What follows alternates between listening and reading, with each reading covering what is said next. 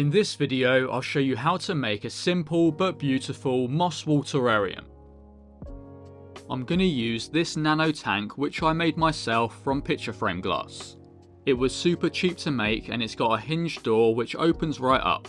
Don't worry if you haven't got a tank like this one, as a glass jar will work just as well. I want to create a minimalistic style terrarium with a lush green moss wall cover in the back. The first step is the substrate, and I'm going to use my regular terrarium substrate mix. Here's all the components that it's made from, but if you want a bit more detail, I have got a video on my tutorial channel showing you exactly how to make it. After flipping the tank on its back, I'm pouring in a generous amount of substrate. I'm spreading it out and using the back of my hand to firmly press it down in place. Next, I'll take a spray bottle and spray the substrate down. Damp substrate's going to stick to the glass much better than dry substrate. I can now stand the terrarium up, and as you can see, the substrate is staying in place perfectly.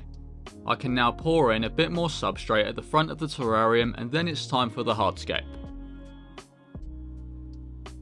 For the hardscape, I'm going to use this piece of cork bark.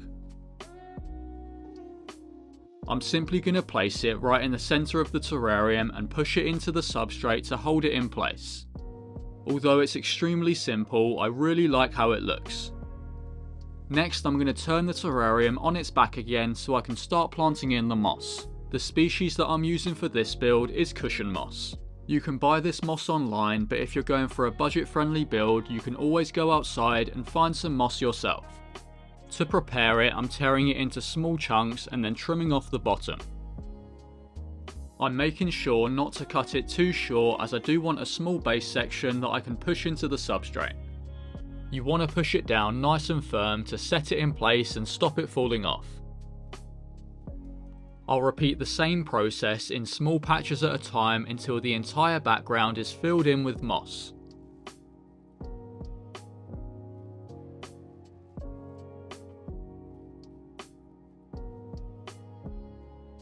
I'm giving everything a final press down before standing up the terrarium.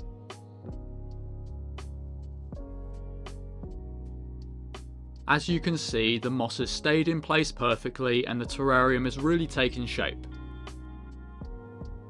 These are some black lava rocks, and I'm going to use them to add a bit more detail to the base of the terrarium. The lava rocks look okay, but I'm going to try switching them out for some of these rounded pebbles just to see how they compare.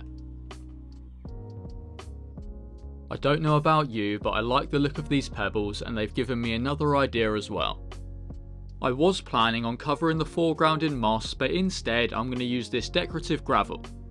I think this will help separate the foreground from the background and add a bit more interest and contrast. I'm adding a fine coat of sand to bring the gravel together, and that should do it for the hardscape. Next, I'm going to plant in some small cuttings of Photonia. This variety is a vibrant green with rounded leaves, and I think it's going to add some really nice detail. These are rootless cuttings at the moment, but once planted in the terrarium they'll grow their own root systems in no time. I can't make a moss wall terrarium like this one without some oak leaf creeping fig. To plant it inside, I'm going to have to pin it in place. This is easy enough to do by breaking off the end of a toothpick and pressing it into the moss. It will root into the moss in no time and slowly start creeping up the background. As this terrarium doesn't have a drainage layer, you certainly don't want to add too much water. A light spray down to keep the moss damp is all it needs, and I'll check up on it every week or so. Now it's time to add the creatures that will call this terrarium home. These are springtails. These tiny bugs will help keep the terrarium clean by eating things like mould and decaying matter. They self-control their population depending on the amount of available food, so you've never got to worry about them overrunning your tank.